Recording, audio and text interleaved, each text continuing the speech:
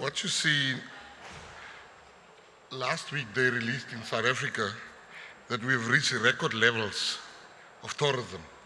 For the first time, we've reached close to 11 million tourists last year visiting our country. Wow, congrats. And African governments are waking up to the fact that sport is no longer only about entertainment.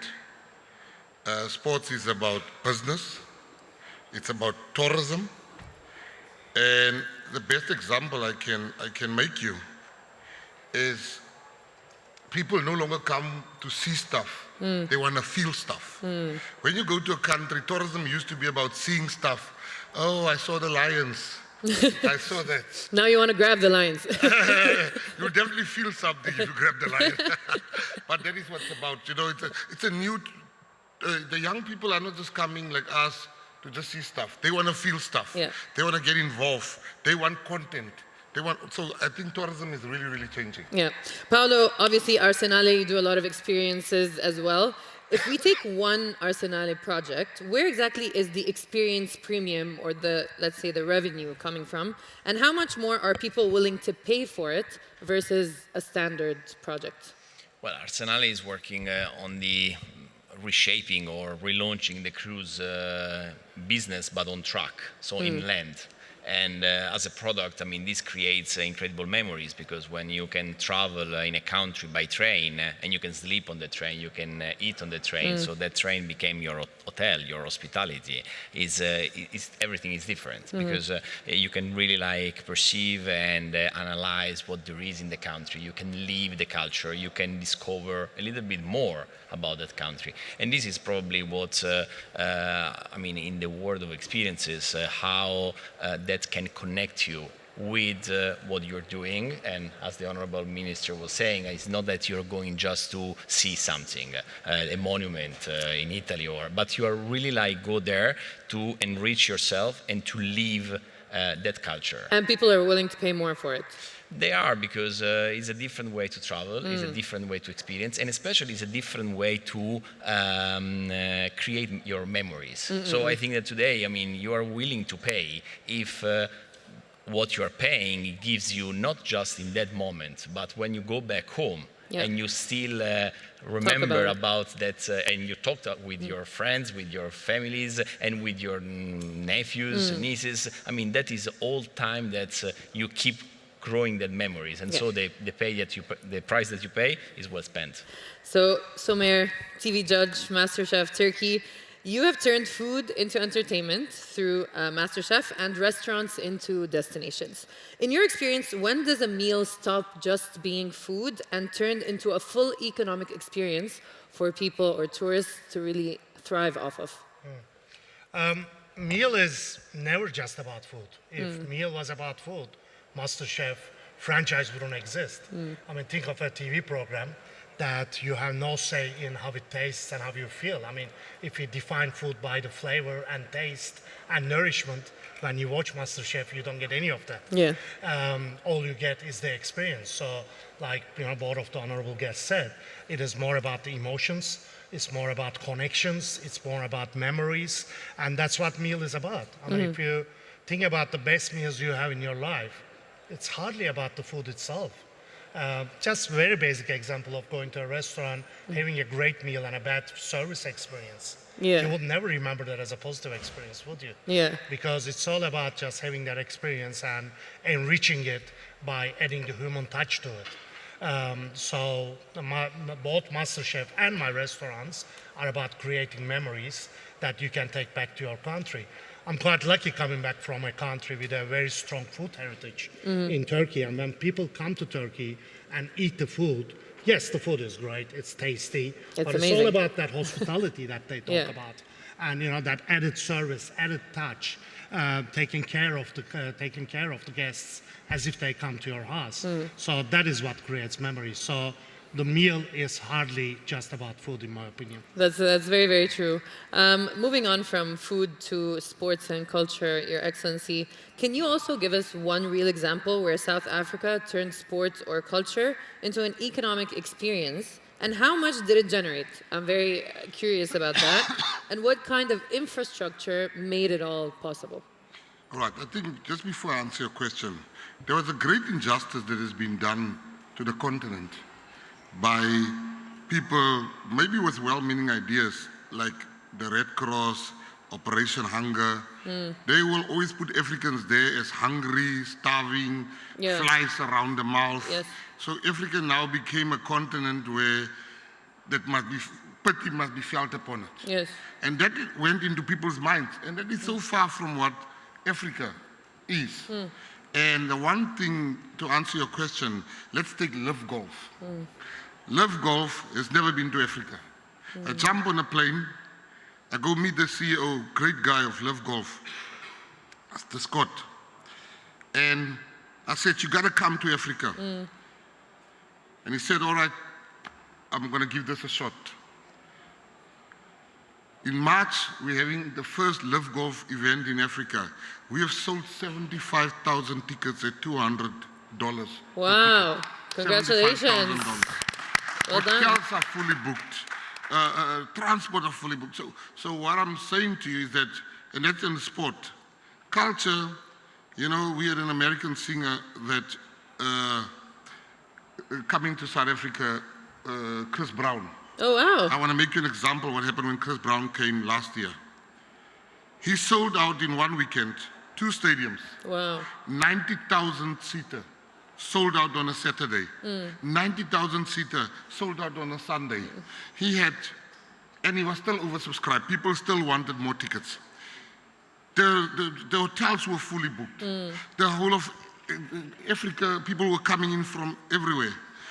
And what touched me the most was when I went to go and see the erection of the stage, how they're erecting the stage. And he said, I found a gentleman there that said to me, Minister, I'm 29 years old, I never had a job because I never went to school.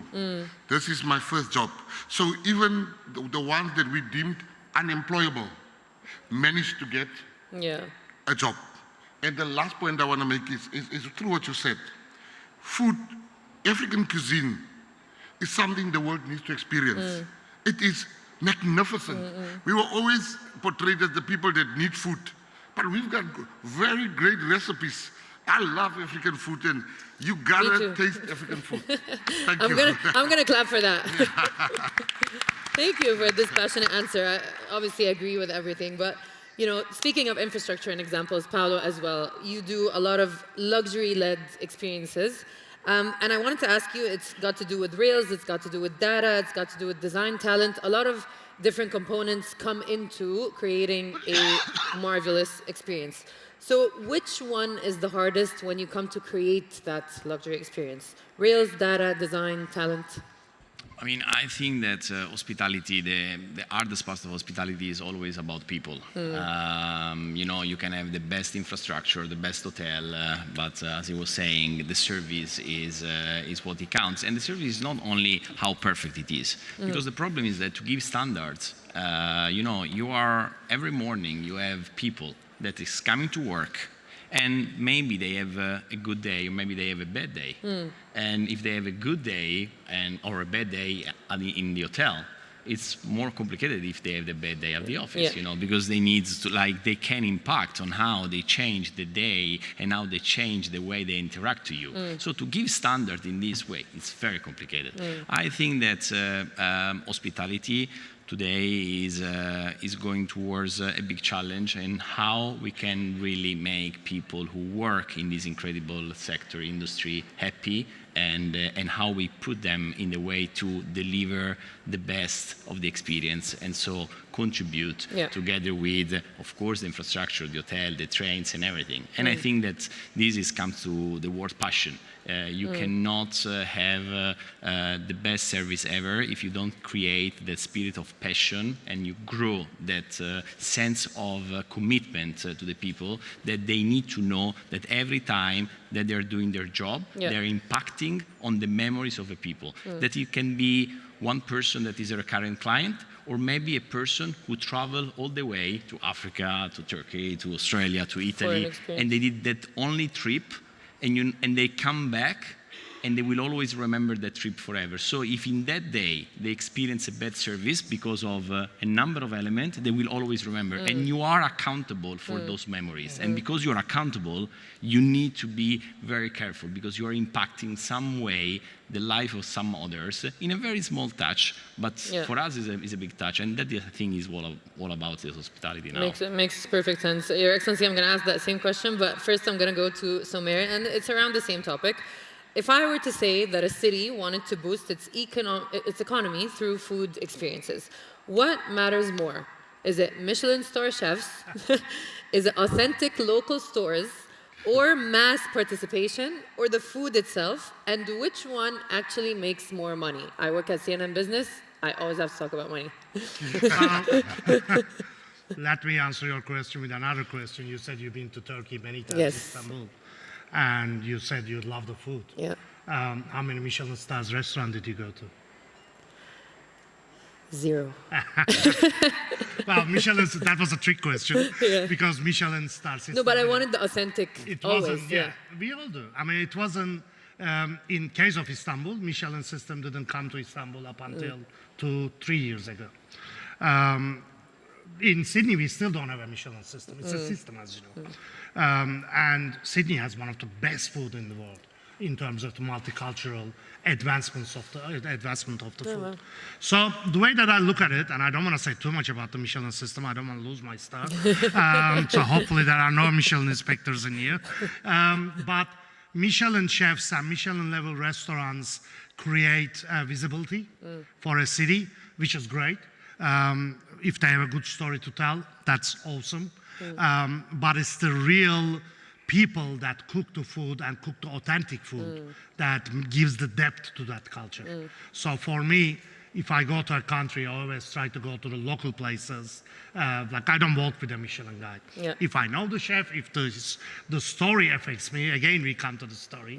That's great. And I think it's a great way to market your country, great way to market your culture. But one thing that I always talk about, and I talk a lot with the Turkish Ministry of Tourism and Culture as well, I say, don't just think about in Turkey. Like, I had great South African experiences in Australia, for example. They are your ambassadors. So also, if you have a Michelin star South African chef cooking out South African food in another country, that helps your country as much as it does it in the country itself. And that will probably entice more tourists into your country. So we need to see those people as our cultural and tourism ambassadors as well. And I tried to do that for 25 years in Australia before moving back to this area of foods. But it seems like the Michelin star chefs are the most expensive. It seems. Can I just say something there? Yes, for sure. Let me tell you, just want to share a story about what you just said. You can ask top sports people. We get invited to this Michelin star restaurant. When we come from there, this is the truth, nobody wants to tell you. We go past McDonald's to go. We never tell you that because you come there and you see more of your plate than you see your food. Food is supposed to be an experience. I was taken last night to a top restaurant. And I tell you, I saw more of my plate. And it's more about decoration. When I'm hungry, I don't want decorations. I want to eat. We're African, but we need to eat. So I think they're losing the plot. But it's a luxury. Some people move towards the more luxury experiences. Many of the ladies, maybe, and then the ladies also, when they get home, they make themselves a sandwich. But what I'm saying is that I've been traveling the world for many years, and I've eaten the best food on street functions. Yeah. And I just think that mass production done by the right persons or chefs. Your mother was never a chef. And your mother didn't have a Michelin star. But we still remember some of our mother's dishes. And I'm just saying that it should not just be, it's good that you have that, but you also need to cater for the majority of people, the masses. Yeah, the masses. Agreed. Arsenal, since we're talking about between luxury and, for the masses, do you think about that at Arsenale Group, Paolo? Do you think about high-end experiences versus medium versus lower? Is there like a certain measure? I mean, Arsenale is focused very much in the ultra luxury segment, so of course that is our primary. But in terms of food, for example, we know, and in terms of experience, everyone wants to do very different things, and so we need to always feed our people with a different kind of experiences. We started to on board of our trains. We have a Michelin star chef who's serving food, and we always try to give the top of the service and the top of the experience. Yeah. And for example, on our trains, what we do is that the train traverses Italy, and while traverse Italy, pass a lot of region, and the chef prepares dishes that are the expression of that region. Oh, okay. In this way, you are like discovering Italy not only with your eyes, but also with your taste, with your nose also, because also the wine is very, everything is paired together. But what we discover after several months of operation is that there were some people that say, we love very much the super high cuisine that is served on the train, but because we are in Italy, sometimes we also want some pasta in the middle. And so we try to address our service, and now on 2 days experience, we have one Michelin star dinner, and we also have some more family style cuisine, like our mama used to do, with some pasta in the middle and some dishes to share. So, Mary, I have to ask you, since we're on food, we all love talking about food, what is the most challenging thing about making food an experience? What is the most difficult part of, or is it maybe it's easy because it comes naturally? Well, it's, it all starts with having a dream. I mean, just making sure that you know what you are doing.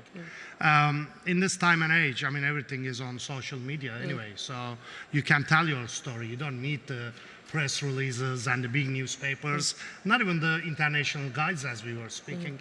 If you have the right story, if you do it from your heart, and if you just push that dream into your team, then you can create the best experiences.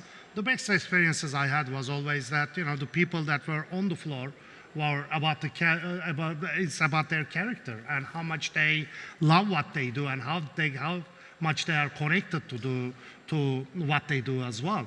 And also sometimes, it's just like, fine dining is great. I mean, I do fine dining as well, obviously. But if you look at it from an economic perspective, it's never as profitable as a traditional restaurant anyway, when you look at for the masses. So it's always good to have that title and good to have that entitlement, so to say, but also push people towards having more people to have experiences, especially if it is about your culture. So yeah, I mean, it's just like, it's just, if you are passionate about it and if you tell your story right, and I've done that as a Turkish chef living in Australia, and I never use Turkish ingredients. I just use the Turkish cooking styles. Because I was so lucky to have all the ingredients in Sydney that was in my hands. So why would I go and bring things from Turkey? I mean, we talk about sustainability and the carbon print. Why should I do that? I mean, I'm the Turkish chef of Sydney, so I use the food and the produce from that area, but also my character is built into that food. My dreams are built into that food. My family is in that food. So it's all about the character and it's all about the dream. All right, before going to the last question, Your Excellency, I'll ask you one, and then we'll do the final question. Sports, arts, culture.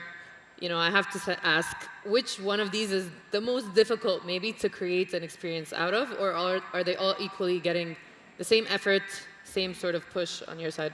Prior to me becoming the minister, I was already a sports fanatic. I would travel the world watching that, but my knowledge of art wasn't that great. And I remember one of my best friends, his sister is like one of the top people in art in the world. Wow. And she took me through a crash course after I've been appointed. She took me through this museum. She took me through everything. And then when I got to it's only me and her. When I got to the door, I saw a table with a trash bag and a rope around it. And I looked up like, people really pay for this. And I looked at this art, trying to figure it out by myself, everything I've learned. And as I look at it, I'm like, oh, this probably represents this and it represents that. And then she came out, she's like, oh, let's go. I put the stress here so that I can give it to the press and see this. You thought it was art. So sport is naturally, there's a overexposure compared to art. Sport is in our face. It is there. And what I would really like to say to everybody here is that it's not all kids are sporty.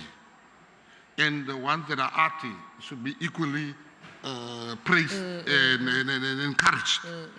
And I made a mistake many years ago, a mistake I'll always regret. Somebody came to me, and this is for the audience here. Somebody came to me and said, don't you want to invest in bottled water? I said, what is bottled water? Says it's water in a bottle. I said, that's the worst business idea I ever heard in my life. He says, no, and I'm going 3 decades back. I said, that's the worst idea ever. I said, I can open a tap, there's water. Who's going to buy water? Because we have it. And we have it. And he came super rich selling water. So I want to say to everybody in the room, don't make the same mistake. Whatever you do, if you do anything in this room, go to Africa, go to places like the Seychelles, go to South Africa, go to those places, I kid you not, you will, what is already big in America is still going to become big on the continent. And we have a bigger clientele, a base. So my message to everybody is, no matter what, whether it's conferencing, whether it's management of sport, whether it is management of players, or whether, go to Africa. The next wave of billionaires that's going to come out is going to come from Africa. And that is just what, don't make the mistake I made. Thank you, Excellency. The amazing message. Final one for Paolo and Somer.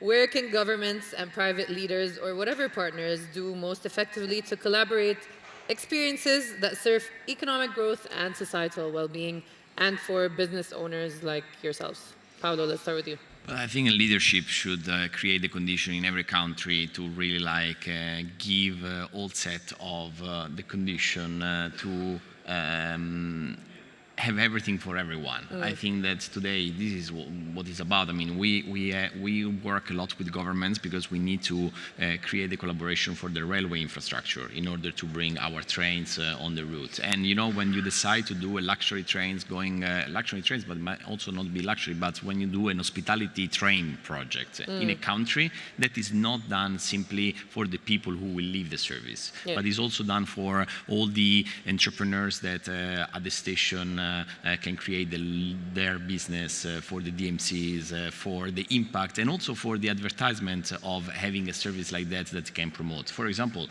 Africa, South Africa, they are the one that started a long time ago with the Rolls Rail, an amazing service like that. And many people travel there because they want to experience the train. And it's the same what's happening in Italy, what is happening in many countries where we have these kind of trains. And so I think that governments, public sector, private sector, they need to cooperate together because alone you cannot go anywhere. I manage restaurants in very different government systems, you know, in 2 different government systems. In Turkey, which entrepreneurship is encouraged, and it's a good area to do business, and the government assists you with it. And in Australia, you can only do business if you go through the systems. It's a very systematic country. But the requirement is the same from both of them when I think about it. I mean, governments are about enabling foundations. So they need to have the right foundations, right infrastructures for you to flourish. And the private sector is all about execution. So, you know, if you have the right foundation, then you can execute and do the thing that you are good at, you know. And so when they come together, it's excellent. You know, when they disconnect from each other, it never works. So, government needs to be the encouraging and motivating father, and the private sector needs to be the keen son with good execution ideas. On that note, I think we have to end our panel. Unfortunately, our time is up, but thank you so much, gentlemen. It was very insightful, very fun. I laughed a lot, and I hope you guys enjoyed. Thank you.